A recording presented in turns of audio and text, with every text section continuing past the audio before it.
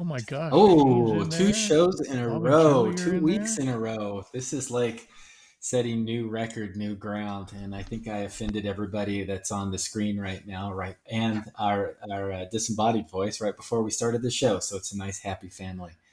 You Um, did. welcome back. What? I I did? said you did. I was agreeing. I was supporting your position. I appreciate that.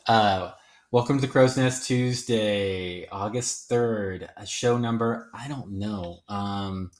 Show number 75. And today we Really? have the Wow. legendary, multi talented, triple threat, at least triple threat in the miniature world, but many other threats outside of that.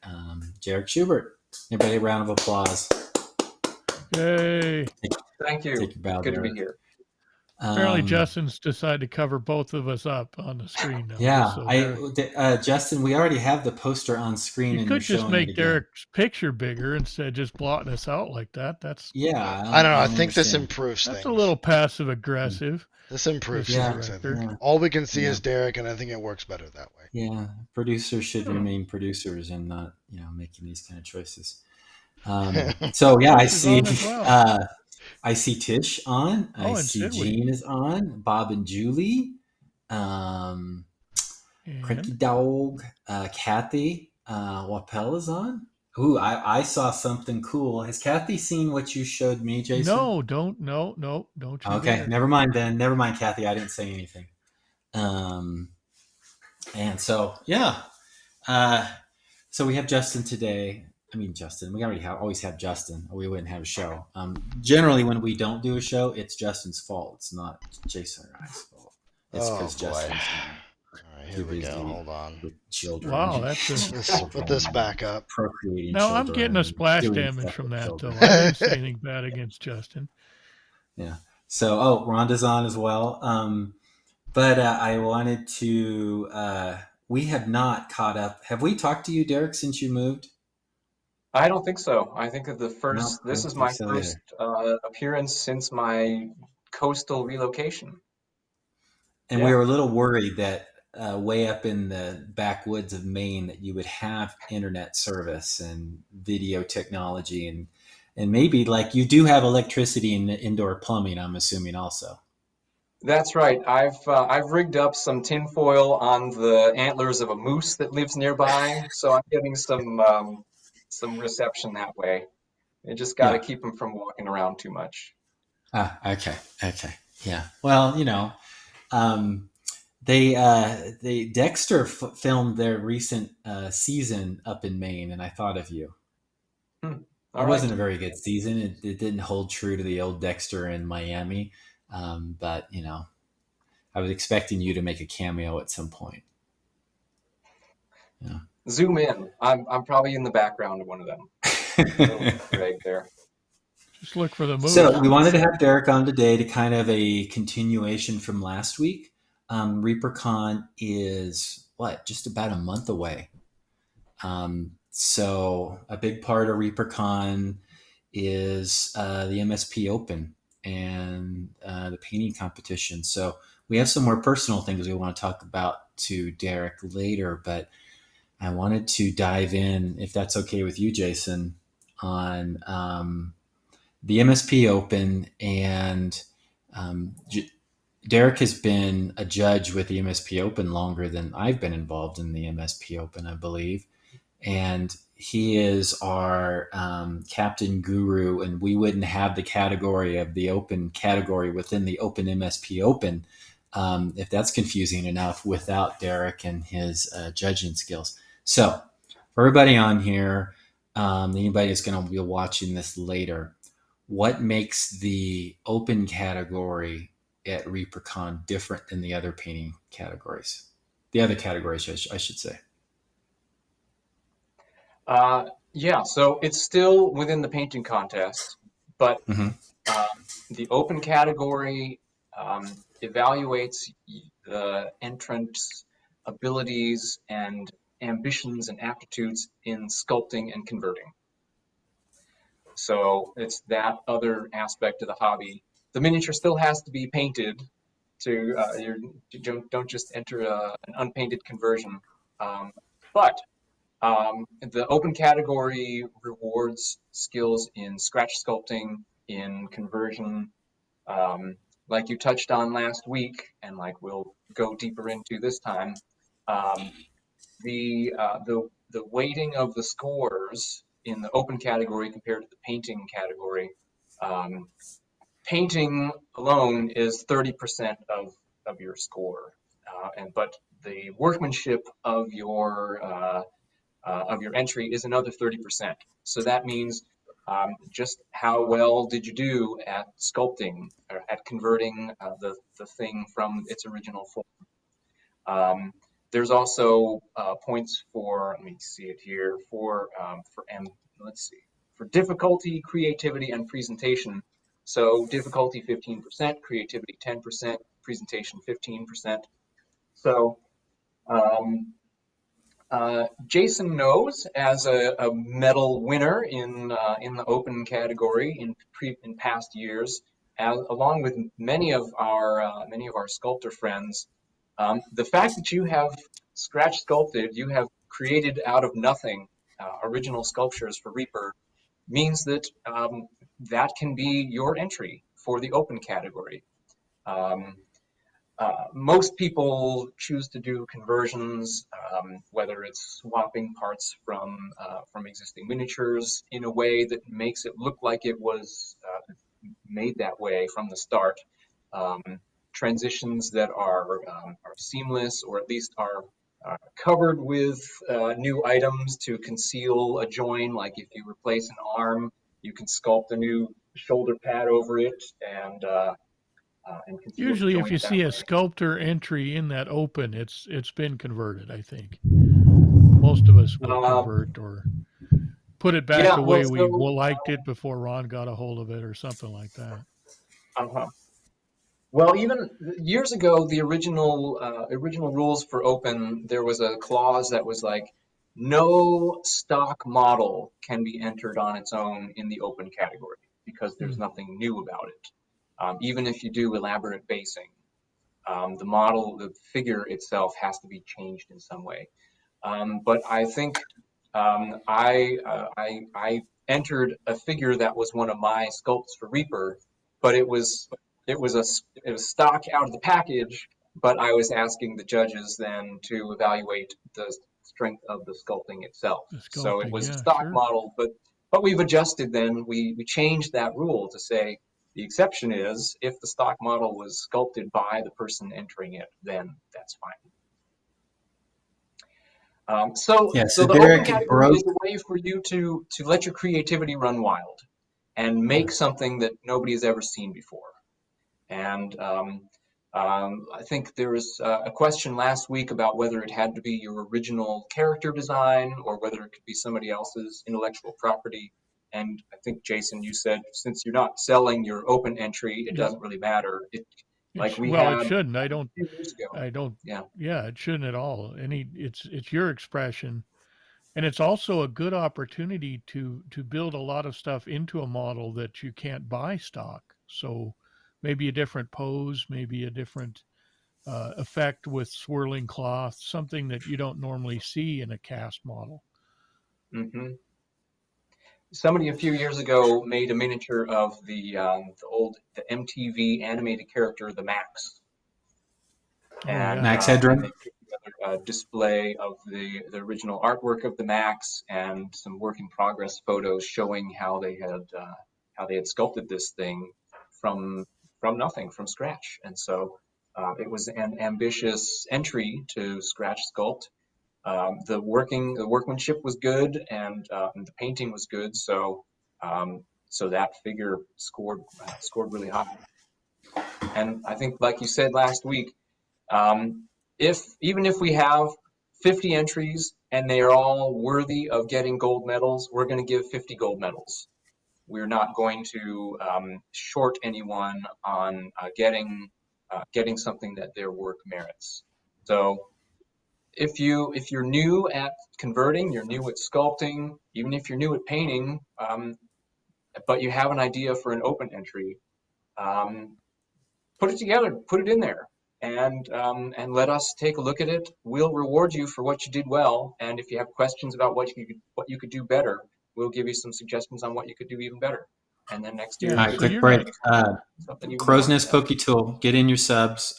For every 5 subs, we're going to give away one free, sculpted by Julie Guthrie and lettered in the back by Bob Rodolphe. Show exclusive Poke Tool. I do believe there's some special Poke Tools coming out for Reapercon.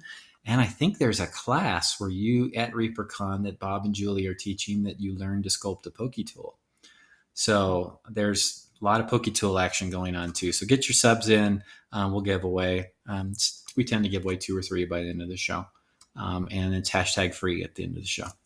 So I want back to emphasize to what Derek was talking about with the metals, especially since we talked about sculptors entering the open division, is you're not going to be judged against any professional sculptor or any amateur sculptor. You're judged against the quality of your work and how good your work is, but it's not against anyone else. So you might as well go try for that gold medal, because there's every chance you'll win it as long as you do a good job. yeah. And you don't need to start in the open category with a Reaper model per se, just to enter the category. If you want to be considered for the Reaper Sophie Trophy, you should start with a Reaper model. That will definitely help you qualify for that category. But no, you can start with any model you want. You can start scratch building itself and go from there. I do think it's probably one of the most intimidating categories, just from my personal experience in entering. And I think I delayed entering in the category for years and years, not really trying to take that chance. But when I have, when I did a Lions Bust a few years ago, and it was such a great challenge just to push yourself a little bit and throw some of that sculpting skill in there. And, a lot of times you may not think your sculpting is up to the par of these guys on the screen with me, whose is, but I bet it's pretty good. And paint can help. Paint can help a lot of your less than idealistic sculpts. You can actually use the paint to help make that look a little bit better. And you've done some cool work, and you got your own thing. Kit bashing. How do you look at those folks that, kit bashing has become bigger and bigger of a thing. It's always been around, but it seems to be growing. And there is a YouTube channel I've been watching, and since I mentioned it, I want to pub it. We have no connection whatsoever. It's Bill Making Stuff. Fantastic. This guy's out of England. He's got this YouTube channel. He does it's like 20-30 minute kind of shows, really good production value. But he just grabs old pieces of plastic bottles and caps and beads and glues them all together, and it's really neat. His painting is a little meh. He was like, I hate painting, but the ideas that he comes up with. So for the open and kit bashing, I mean, tell me a little bit more about how you would consider kit bashing and how you look at it. Sure.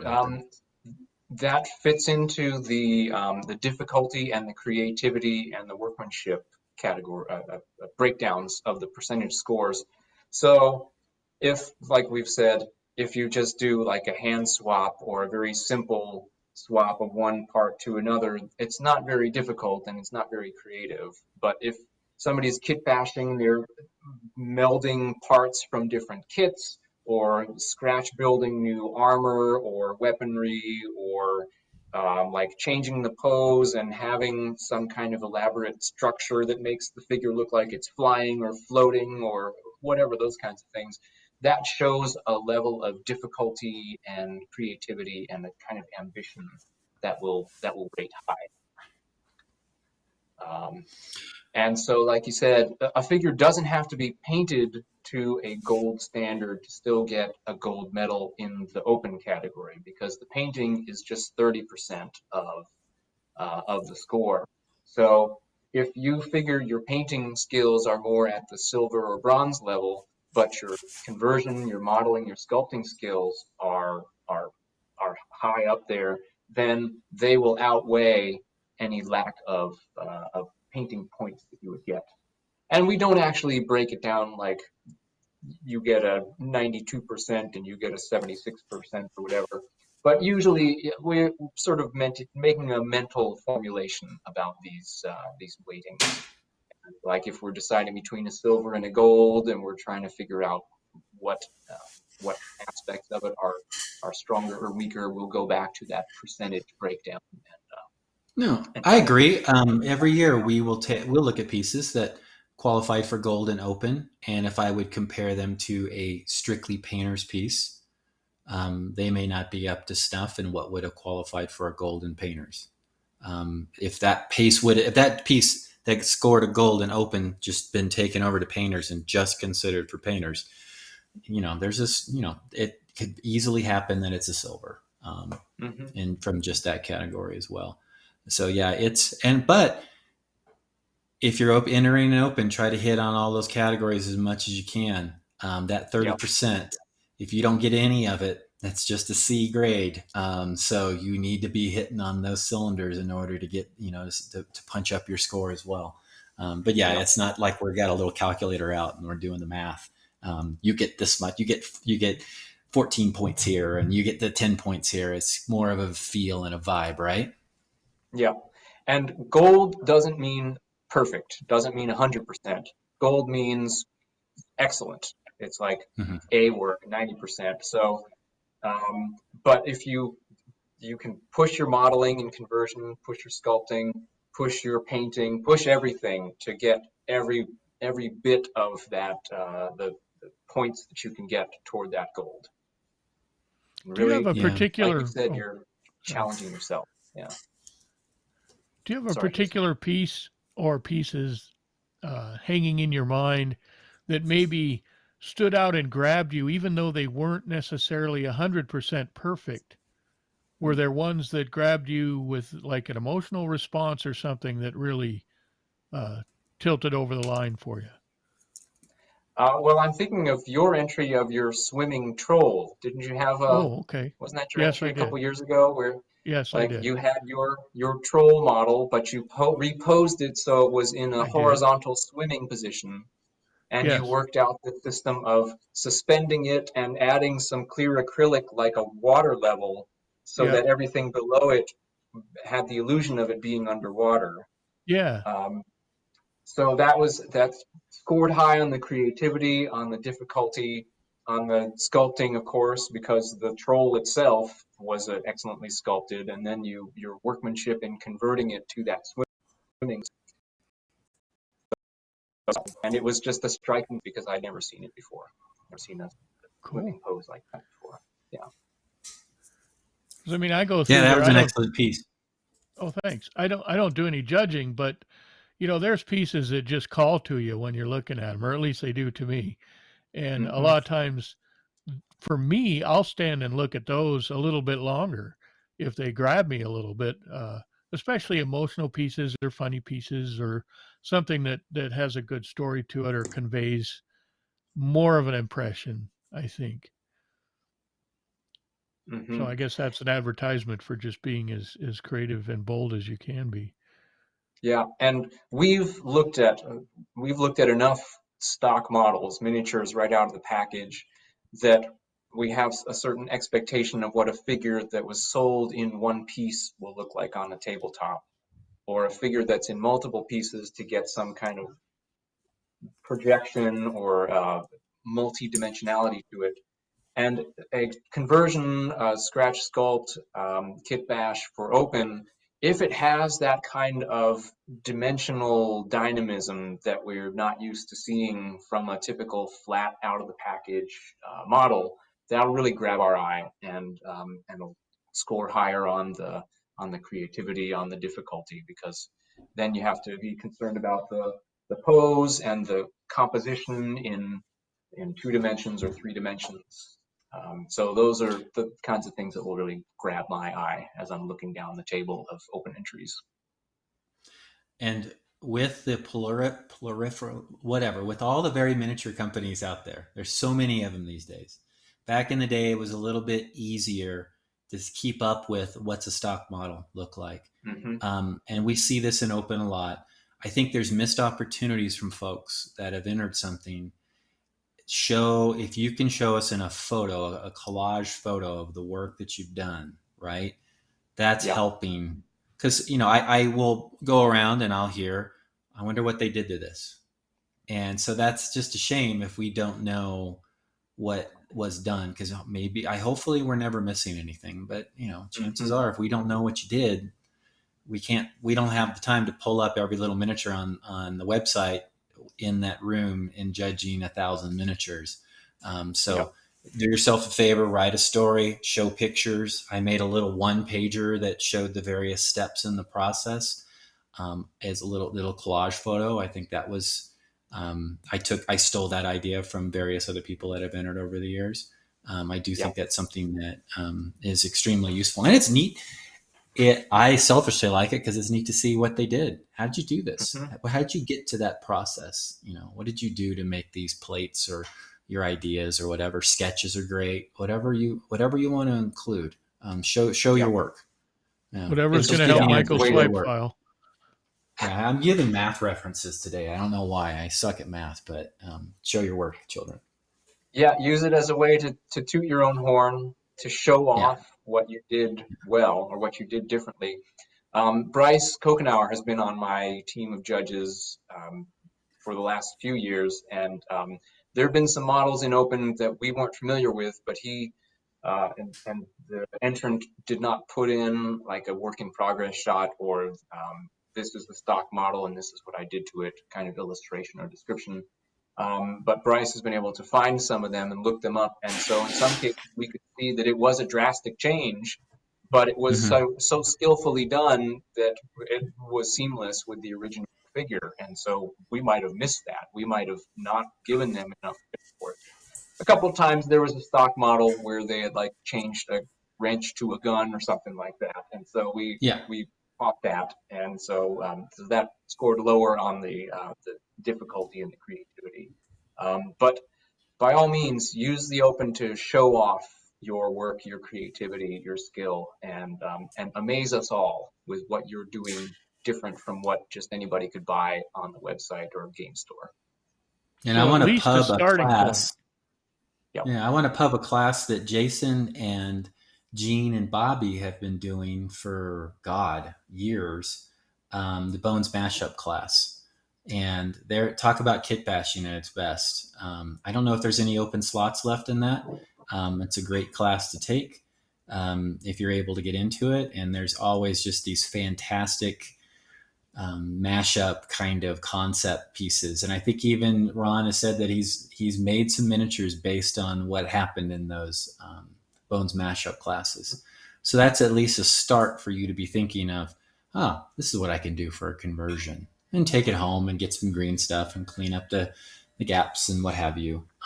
But yeah, that's if you're like, I'm intimidated on what, and doing any kind of massive conversion, that class helps you just let go of that. And, and if you can stab Bobby with a X-Acto knife, that's always fun too. Well, we actually ask for as little blood as possible. Oh, sorry. Yeah. Blood is not a curing agent for super glue. Yes, if you put blood on your super glue, it will not cure. But we do a lot of cutting and a lot of gluing with super glue, so you might want to have at least some familiarity with tools and glue. It's not particularly well suited for really young children for that reason. I'm an adult. But on that note, I can sympathize with people who are concerned or worried about their conversion or their sculpting skills. I think I've been painting for 15 years or so with maybe like one weapon swap ever, and no green stuff or other putty or any kind of method to join one part to another. I think my most extensive conversion after 16 years or so was like putting a strip of aluminum foil and drizzling some 5-minute epoxy glue over it to make a long duster coat for a character that otherwise had bare legs. But eventually I got over my fear of the green stuff and of sculpting, and found that I liked it. Did that lead you into sculpting? You doing conversions? Um, Not really. It was more, I think the thing that pushed me into, I see Jason is now his own dwarf there. I'm The sorry. thing that pushed me into sculpting Oh, this is- was my drawing, was my sketching, and a Mm. character that I'd been playing in a D&D campaign. And I drew a sketch of my character. It was a dwarf wizard whose alchemical experiments kept singeing off his beard and who had a toad familiar strapped in a little perforated metal carrying case on his chest. So I drew this character, and then I wanted to have a miniature of it, and of course, there's no miniature quite like that on the market. So I decided to try my hand at scratch sculpting, and I had been sitting on this article. Or I had a photocopy of an article from Forge magazine from a few years ago. Joe Goodman, of Goodman Games success and fame, was he was a college student then when he was the editor of it, and he had invited the sculptor Phil Lewis to write this article on sculpting. And Phil did a step-by-step, like 2-page magazine article showing how he sculpted an orc, and like here's the wire stuck in the cork, and here's the first layer of putty and the second and third layer of putty, and here's the head and here's the feet and all that stuff. I had seen that, I'd been inspired by it, but just didn't take the step of getting green stuff and getting tools to sculpt until years later. Finally, I knew it was the time to make this dwarf character of mine. Well, and as you may have seen a few episodes of The Crow's Nest, Jason has been valiantly struggling to teach me how to sculpt. So I think next week he has built up enough reserve to tackle it once again. So Yeah, I had to take gonna... some time off. It was really Oh my something. God. I understand. I mean, I do understand having to deal with, I've got to live with me, but you had to try to teach me. So, yeah. So yeah, but it's fun, and it's I look forward to it. So maybe next week we're gonna be doing a little sculpting. Maybe it's been a while. More progress on the squirrel. Yep. Yeah, or whatever. Or I don't even know if I can find the squirrel at this point. So yeah, and Well, we're trying to add as many tips as we can along the way that would help you in converting models. I know. I had intended to do this big, nice squirrel with bear diorama for Reapercon, but I don't. Maybe next Reapercon is where it's gonna looks like that might happen. So we'll see. Yeah. Wait till we get to the bear. Boy. So I want to proceed on. Before we do that. Do you have anything else, Derek, that you watched the show last week? You've been involved in the MSP Open for longer than anybody really currently involved in the MSP Open. Anne's been there, right? And Anne's not going to be at Reapercon this year. So I wanted to say, is there anything else you wanted to that we didn't cover or covered and you wanted to add to last week per the MSP Open? Not just the open category, but the competition in general. Do it. Everybody out there who's gonna be at Reapercon and is worried about or nervous about enter something. Yeah. Pick your best piece or the thing that you're most proud of, put it in there. Or if you do have the time and energy to do something specifically for the contest, yes, use the contest as a motivator. Get your painting peers to give you some positive peer pressure to do it too. Encourage one another, help one another along. Bring your piece. You'll get a certificate or a medal, and you'll also have the opportunity to talk with your other painters and us as featured artists to ask questions and get a critique that's as soft and warm and fuzzy as you might want, or that's as hard and taskmasterish as you feel you can handle. Yes. And at the top right of your screen would be option B. If I really want Derek to pick up part of piece, I will show it. If I need a piece picked apart, basically, I do show it to Derek, and he gives good, they're fair, they're honest, they're constructive, but it's not soft and fuzzy, and you don't want that necessarily at times. But no, and here's the other thing, and we talked about this, and hey, Aaron Hartwell, I see you on there. We sent you some emails. If you haven't got the emails, I need you to respond. I can't give any more detail than that, but you please respond to the emails. Derek knows which emails that we're talking about, but please, I need your feedback on this email. Anyways, what was I talking about? Oh, critiques. Do them before. You don't have to wait till after the competition. You can get the critiques before. And even if you afterwards, after you get the piece judged, if you can't find your judge, then you can ask anybody else to judge you. Now, if it's an open piece, I get it, why you'd want to talk to Derek, and Derek's going to be around. But, Saturday night, again, I want to say this again, we used to always do after the award ceremony, which we're going to talk about that in a second. We used to break and everybody go in the room, and all the judges would go in there and give feedback. We're not going to, you can go back in the room. There may be some judges in there, but that is not going to be a thing that we do anymore. We're going to, due to COVID, other things, just giving the artists that are the judges their time to enjoy it and enjoy the con. It's going to be important to do that. So get your feedback ahead of time. Sunday is a great day to get feedback as well. If you can find your instructors, sometimes people leave, whatever. These are volunteers, but go up to people that you like and you respect what they do.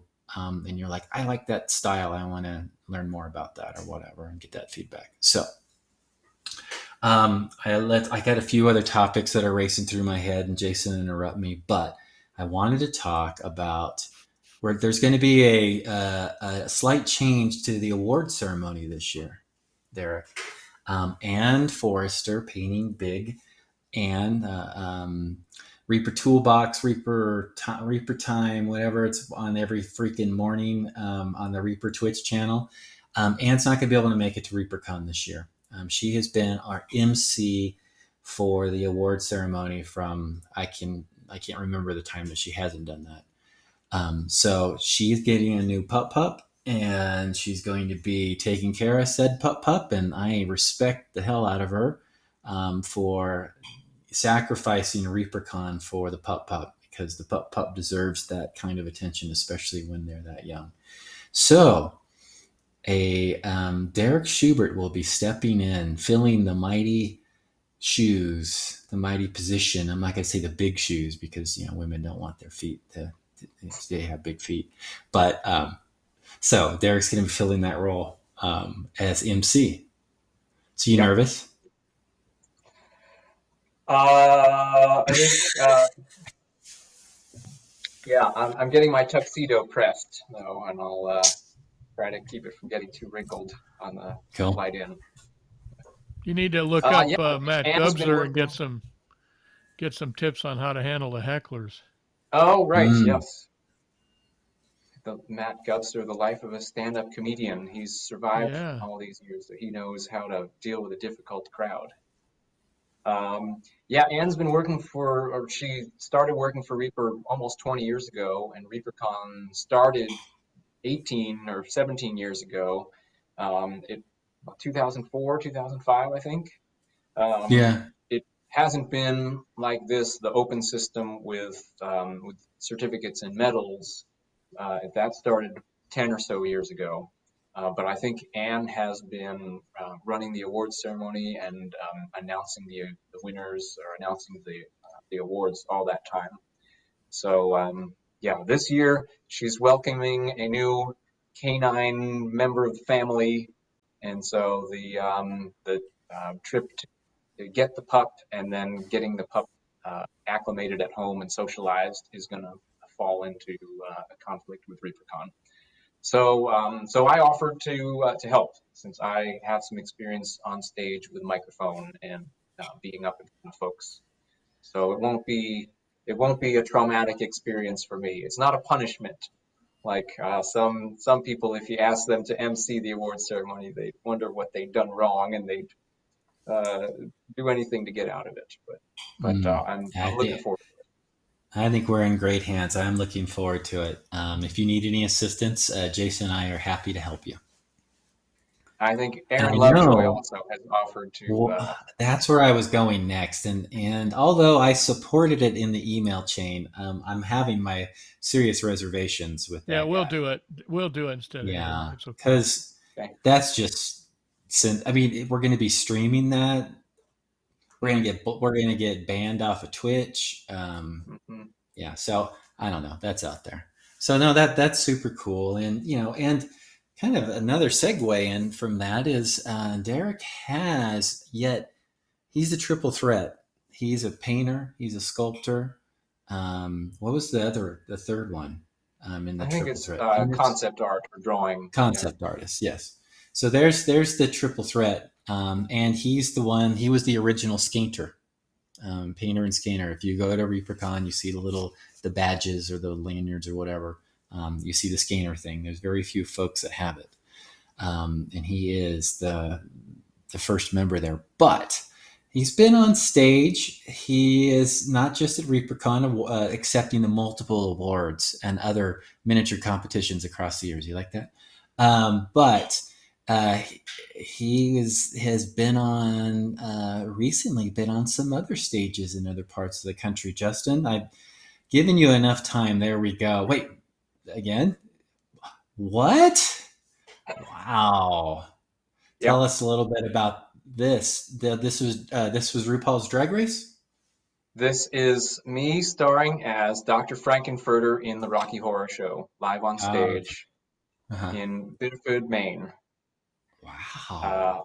I moved from Oakland, California to the Portland, Maine area last winter, and I'd been taking singing classes, singing lessons, acting lessons.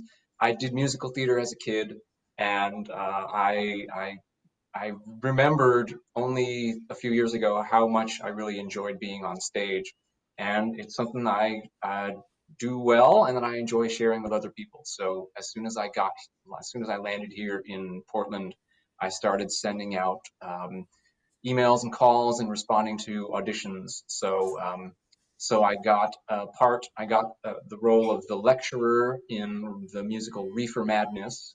Some folks out there may have seen the Showtime movie version of it, where Alan Cumming played the role of the lecturer. And I auditioned for the Rocky Horror Show. So years ago, I talked with Anne and Jen Haley and some other folks. We were thinking about doing our own production of the Rocky Horror Show, and because I already look like Richard O'Brien, the playwright and songwriter who played Riff Raff in the movie version in the 70s, we figured that I'd make the perfect Riff Raff. But I auditioned and I sang and I read some lines and I danced, and I got the part of Frankenfurter. So this is me with some excellent makeup and a wig and the corset and the fishnet stockings. And so yes, indeed, I am a sweet transvestite doing the time warp again on stage. We've had 5 shows so far. We have 3 more. This is our closing weekend. And it's in the historic Opera House in the center of Biddeford, Maine. The place holds about 450 people, and we've had near sellout crowds on Friday nights. Folks coming out in costume, folks just having a really good time, like dancing at their seats, and even doing some of the call outs. You know, if you watch the movie version, you go to the midnight shows, there's the tradition of shouting things at the screen in response to certain lines or in anticipation of certain lines. And so we're doing that at some of our shows too. But it's been a lot of fun. So here you can see my fellow actors playing Riff Raff, Magenta, and me, and Columbia. This was one of our promotional photos. And then after it closes, are you taking it on the road? Are you guys going to New York City after this? This is it. This is community theater here. So, but we're getting lots of effusive praise from the folks who are watching the show, saying that Okay. the most fun they've had at the theater in a long time. Some folks even saying they liked it better than the movie. Folks saying this is their first musical that they've ever seen, but they really want to see more, or that want to get involved with theater behind the scenes or on stage, or just finding some kind of creative expression in their lives. Yeah. Are So that's good. you maybe willing to perform a few seconds from maybe your favorite scene? Yeah, sure. So let me get a sip of water here. But there's a scene, the scene near the beginning when young, engaged kids, Brad and Janet, their car has a blowout or they break down and they're looking for a place to go, and they think about the castle that they passed down the road. So there's a song, Over at the Frankenstein Place.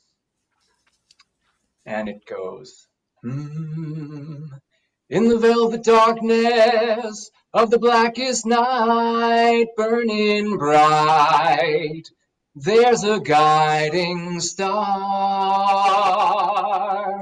No matter what or who you are, there's a light over at the Frankenstein place. There's a light burning in the fireplace. There's a light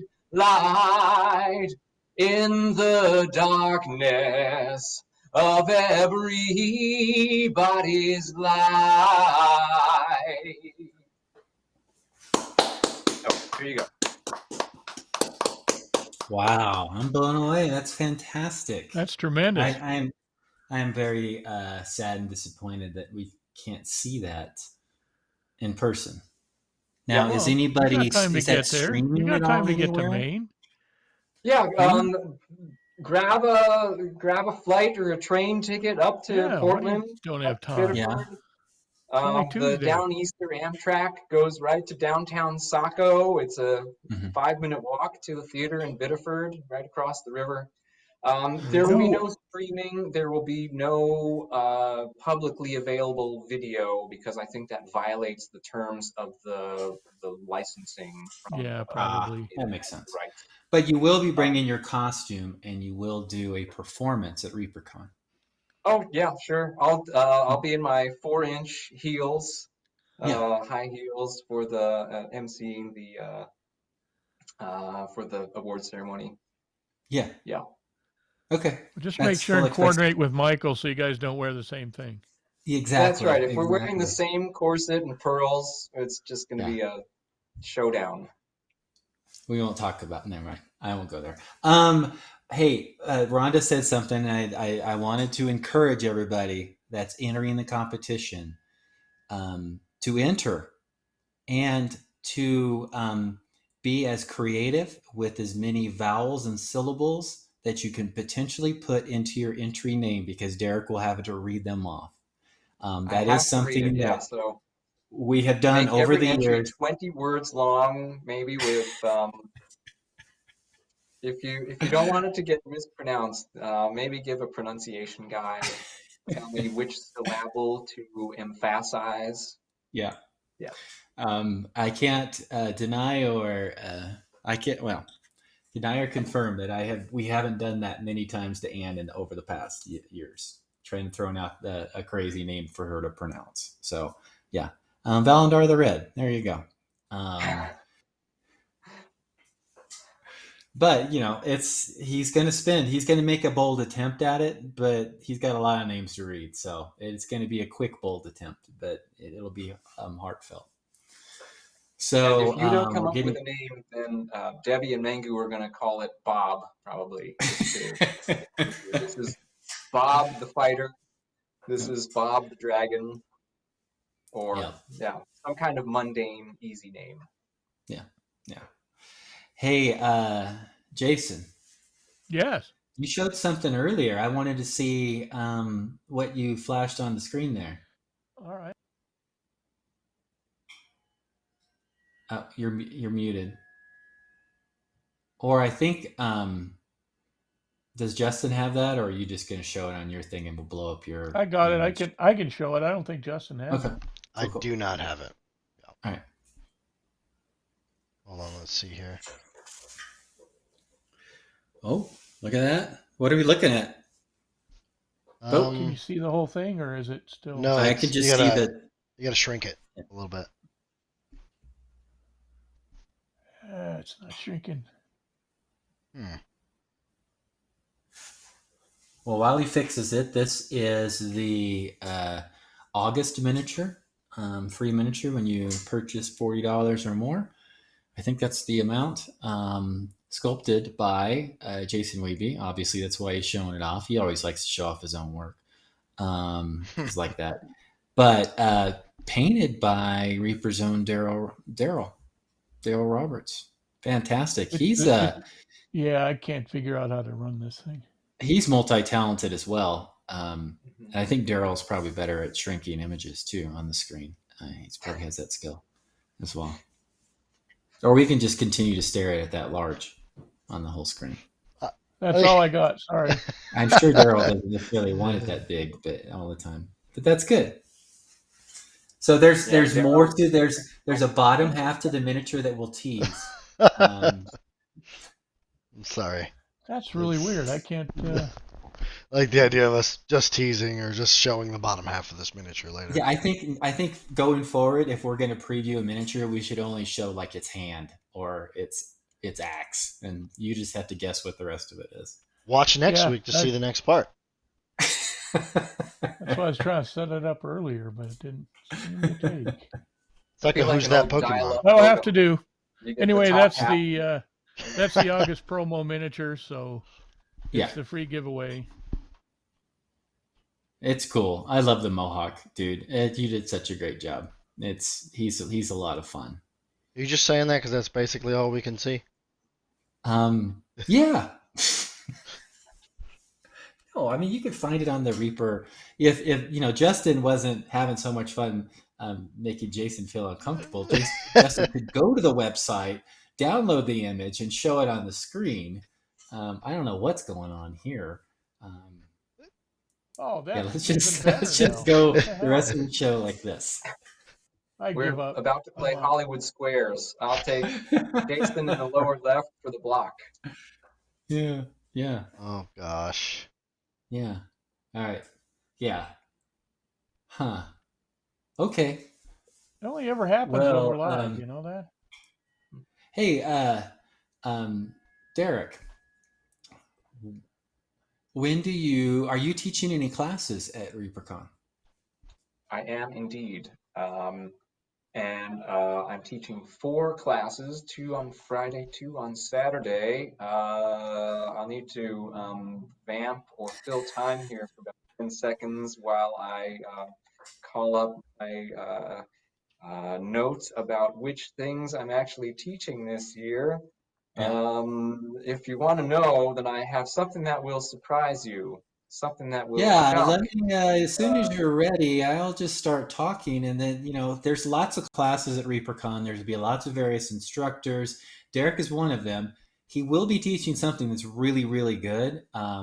He has so many good classes that sometimes it's hard. Like, which great class is he going to be teaching this time?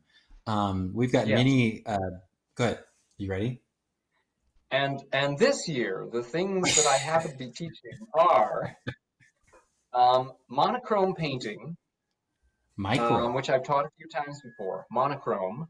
Not monorail. Monochrome. Okay. Monochrome.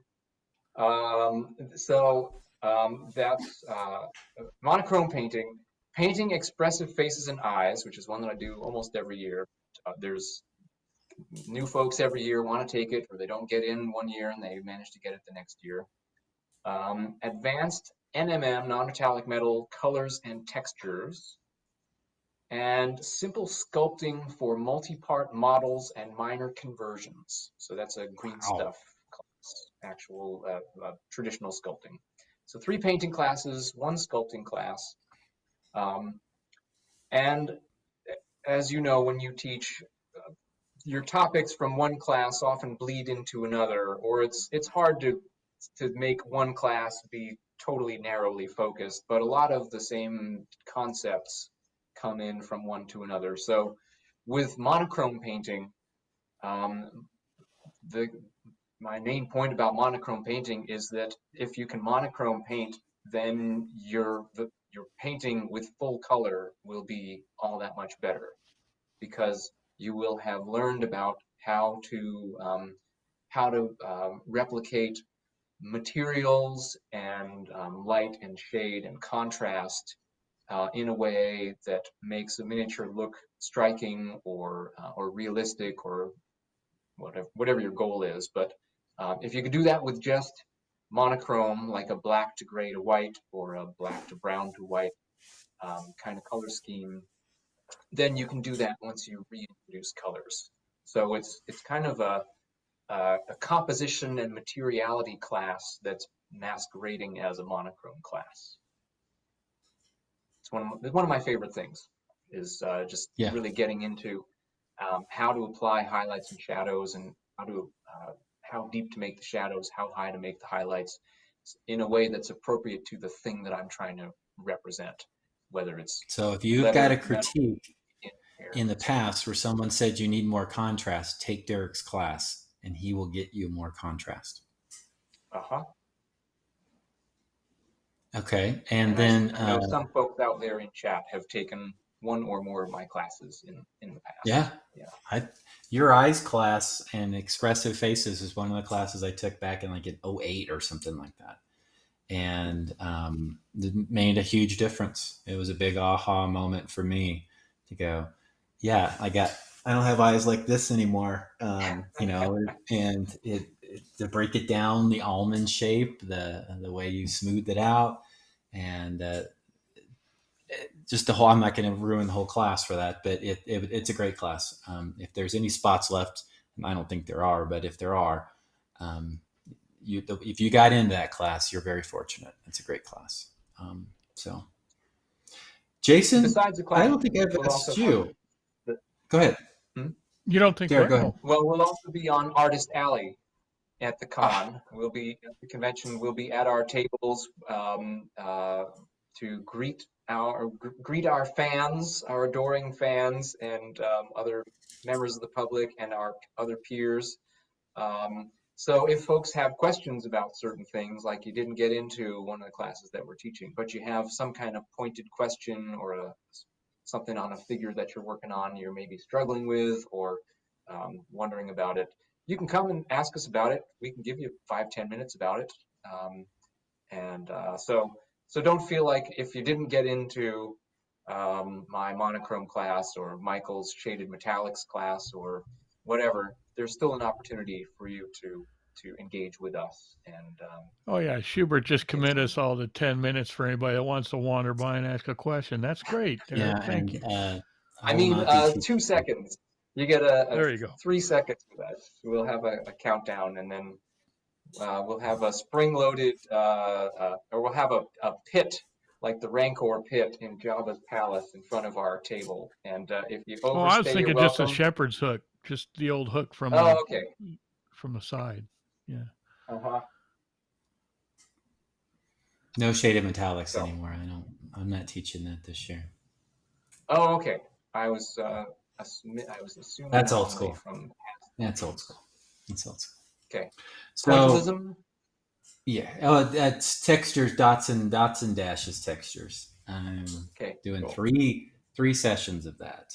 I got a lot of good feedback on it, so I was like, I'm just going to go for broke this year, and I always learn so much even from those classes, teaching, and it helps me push what I'm doing by teaching it sometimes, and sitting in front of a class of 12, 15, 16 people, whatever, makes you think about your process and verbalize it more so. And it helps the instructors grow big time too. So I always appreciate a good full class and lots of questions. Jason, besides Bones Mashup, are you doing anything besides just being your awesome self? No, mostly just Bones Mashup. Like Derek said, we're always available to answer some questions. Yeah. We'll have our digital sculpting stuff there. Those of us that are digitally sculpting, and those are always worth discussing. Some of the questions people have about that. Uh, I imagine there'll be some other stuff that you see us doing. I think we may play part of our ongoing campaign with Frank. I think we're planning on doing that. There may be some interviews on the Crow's Nest, so we may be roaming reporters there. There'll be plenty of stuff to do. Yeah. Well, cool. Well, we're a little over the top of the hour. I want to be conscious of Justin's time with the new babe and all, and give his wife a little bit of a break. I'm sure she's doing all the major work while Justin's taking naps. Of So, course. huh? I said, of course. Am I wrong? No, Yeah. no, no. Spot on. Yeah. Yeah. Hey, how many subs did we get this episode? We did not get a single sub. We got some Oh. bits, which does equate to about one. We can give one Okay, away. so let's give away one Poke Tool. And to help Derek practice for his upcoming MC role at Reapercon, we will have Derek read the one name of the Poke Tool that we're giving away. So get your hashtag freeze in now. We'll vamp a little bit while it's happening. We can Quick, make a duplicate account with an extremely long and elaborate name, and then get your free in. So I'll have to read the longest. Look at that grown-up dog at your house. Again, she's all big. You remember She's all big. There's a mini dog, mini pup. Mini Miko. Now she's big Miko. She's massive Miko. Yeah. She just had her dinner. So now she needs to go outside. So are we ready to roll? Did we get all of our hashtag freeze in? Hashtag free. I think so. Yes, actually. Okay, cool. Let me go ahead and draw the one here. All right, you ready, Derek? Drum roll. Pressure. Drum roll. And the winner of the one Poke Tool is. Oh. And folks were joking about Gaelic or Welsh. It's David Weir has been drawn for the giveaway. Congratulations. Yay!